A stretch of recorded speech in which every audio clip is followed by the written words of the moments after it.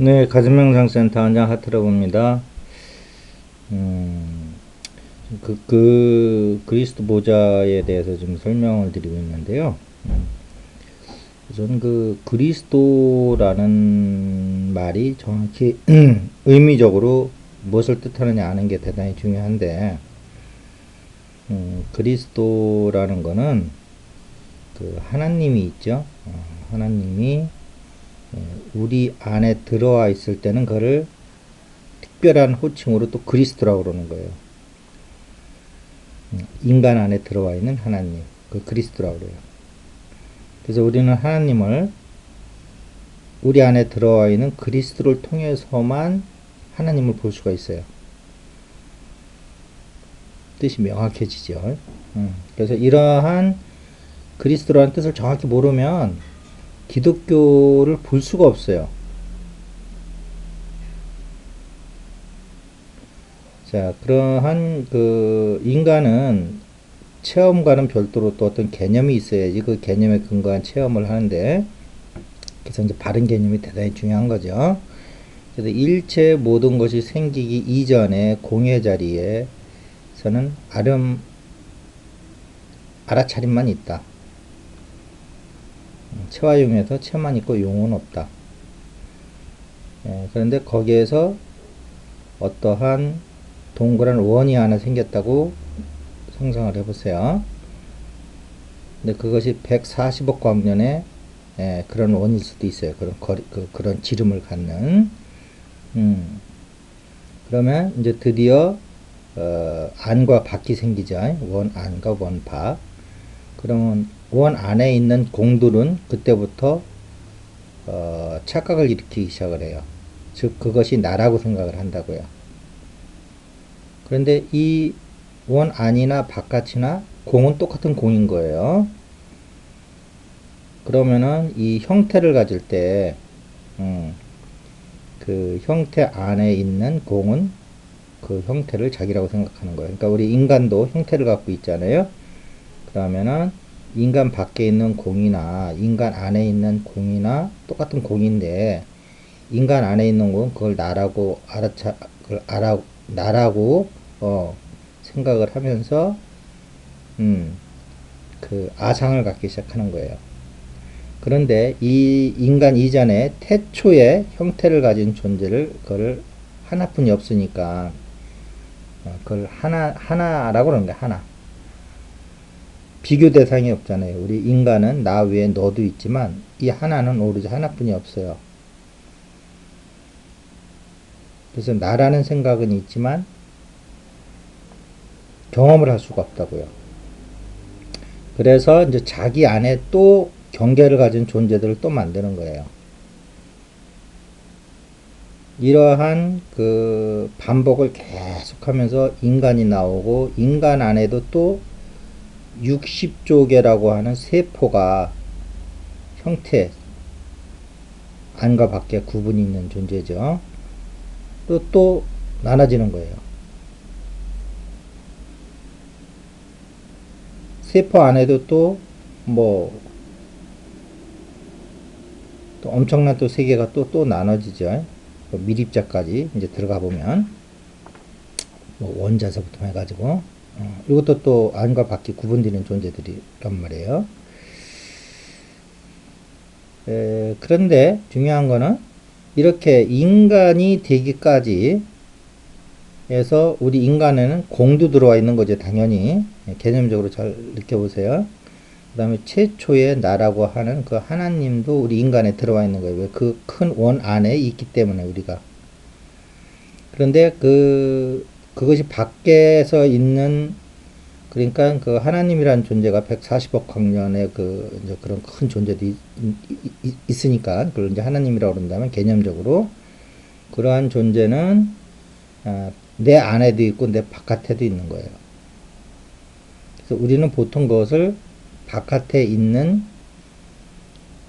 우주 보편적으로 있는 존재를 하나님이라고 그러고, 그 중에서도 내 안에 있는, 들어와 있는, 사실 들어와 있다는 게 좀 이상하죠. 온 우주에 다 있는 거니까 그냥 당연히 있어야 되는 거죠. 내 안에도. 그렇지만 어쨌든 우리 인간은 인간 기준으로 봤을 때 내 안에 들어와 있는 하나님을 그 그리스도라고 그런다. 그래서 예수 그리스도라는 건 뭐냐면 예수님 안에 들어와 있는 그리스도를 깨달은 자예요. 우리는 아직 못 깨닫고 있잖아요. 오로지 인간의 그 아상만 갖고 있단 말이에요. 나라는 그 안에 들어와 있는 공이라든지 하나님을 아직 깨닫지 못하고 있단 말이에요. 그래서 이제 공을 깨달으면 또 부처가 되는 거고, 내 안에 들어와 있는 공을 깨달으면 부처가 되는 거고, 내 안에 들어있는 하나님을 깨달으면 그리스도가 되는 거예요. 그래서 예수 그리스도라는 거는 예수라는 몸 안에 들어와 있는 하나님을 깨달은 자예요. 그래서 그 그리스도와 하나가 돼서 하나님과 하나가 된 자. 개념적으로 정확히 이해가 되시죠? 그런데 오늘 얘기하려는 건 뭐냐면 예수님이 그랬단 말이에요. 요한복음 14장 6절에 보면 나를 통하지 않고서는 아무도 아버지께 갈 수가 없다. 나를 통하지 않고는 이것이 이제 기독교에서 보면 그래서 예수를 믿어야 된다고 하는 원리가 되기도 해요. 이 말은 다시 얘기하면 예수를 통하지 않고는 아무도 아버지께 갈 수가 없는 거잖아요. 그러니까 예수를 믿어야죠. 근데 이때 예수님에서 얘기한 나라는 것은 예수라고 하는 개인적인 존재보다는 내 안에 하나님을 깨닫고 하나님과 하나가 된 자, 그 그리스도라는 의미로 해석을 하며 그리스도를 통하지 않고서는 아무도 아버지께 갈 수가 없다. 이렇게 해석이 되는 거예요. 이것이 더 타당하다고 저는 생각을 합니다. 수행을 해본 결과로서.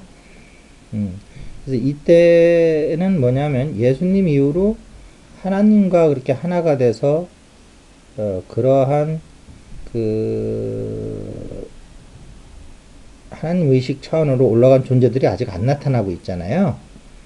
그러니까 이 얘기는 뭐냐면 내가 예수님이 수행을 해보니까 내 안에 들어와 있는 그리스도를 통하지 않고서는 아버지께 갈 자가 없더라는 거예요. 믿을 수는 있지만 신앙의 대상이 될 수 있지만 예수님이 체험하고 있는 이렇게 하나님과 하나가 돼서 하나님의 말씀을 하고 하나님이 시키는 대로 하고 오로지 하나님과 하나가 된 신이 된 인간 내 안에 들어있는 그리스도를 통해서 이러한 경지를 갈 수가 없다는 거예요. 이 말은.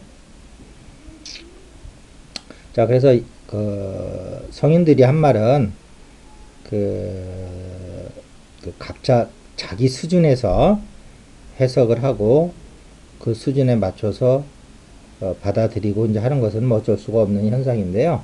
그래서 이제 예수님이 항상 말을 해놓고 끝에 가서 기 있는 자는 들을지어다 그러잖아요. 그러니까 각자 높이에서 받아먹는 거예요. 그런 거니까 이 말도 내 안에 그리스도라는 것을 자각한 사람은 이 말을 이렇게 해석한다는 거예요. 저같이. 그랬을 적에 그 성경이 갖고 있는 모든 신비가 다 풀릴 수가 있어요. 그 성경에서의 그 문제는 뭐냐면 너희도 나보다 더 큰 일을 할 수 있다는 거는 지금 기독교처럼 예수를 통해서 우리가 피창조물로만 한다면 피창조물이 어떻게 예수보다 더 큰 일을 할 수 있겠냐고요. 더 큰 일을 할 수 있다는 건 내 안에 예수님이 하신 것처럼 그리스도를 찾아서 그 그리스도와 하나가 될 때 여러분들의 노력력에 따라서 나보다 더 큰 내 안에 그리스도를 통해서 더 큰 일도 할 수가 있다. 이렇게 해석하는 게 맞는 거잖아요. 어떻게 예수님이 그 성자시고 세상을 창조하고 우리는 피조물인데 어떻게 우리가 예수님보다 더 큰 일을 할 수가 있겠냐고요. 그 다음에 너희가 신이라 하지 않았느냐 하는 말도 이 말이에요. 어떻게 피창조물이 신이 되냐고요. 이러한 견지를 가지고 오늘부터 그 성서를 읽으시면 성서가 연결이 하나도 어긋남이 없이 다 맞아 들어가는 걸 아실 수가 있어요. 그런데 아까 그러한 구조, 예수님의 우리는 피조물이다라는 생각을 하면 가끔 예수님이 하신 말이 안 맞는 구절이 그 문맥이 안 맞는, 앞뒤 문맥이 안 맞는 그러한 것을 볼 수가 있는데, 이러한 구조, 그리스도라는 구조를 통해서 이해를 하면은 여러분이 충분히 성경에 처음부터 끝까지 하나도 어긋남이 없이 다 이해할 수가 있다. 그러니 이것이 맞는 거 아니냐는 거예요. 자, 오늘은 그리스도 보좌에서의 그리스도라는 무엇인가, 그리고 예수님의 말씀을 통해서 그리스도 보좌를 말씀드렸고요. 예, 이제 그동안 수없이 얘기했지만 그리스도 보좌는, 그런데 그것이 우리 몸에서는 심장 뒤에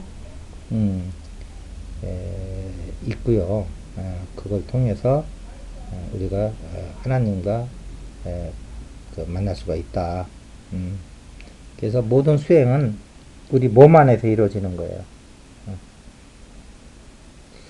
막연히 하나님을 신앙하는 게 아니고 이렇게 구체적으로 내 안에 들어와 있는 하나님, 즉 그리스도를 우리가 심장 뒤에서 만났을 때 우리가 하나님과 교우가 될 수 있고 하나님과 하나가 될 수 있고 하나님의 진동수를 우리를 끌어올려서 빛의 존재로 올릴 수가 있고, 뭐 이제 이러한 그리스도 보좌 수행법을 얘기하는 모든 것이 이제 펼쳐질 수가 있는 거죠.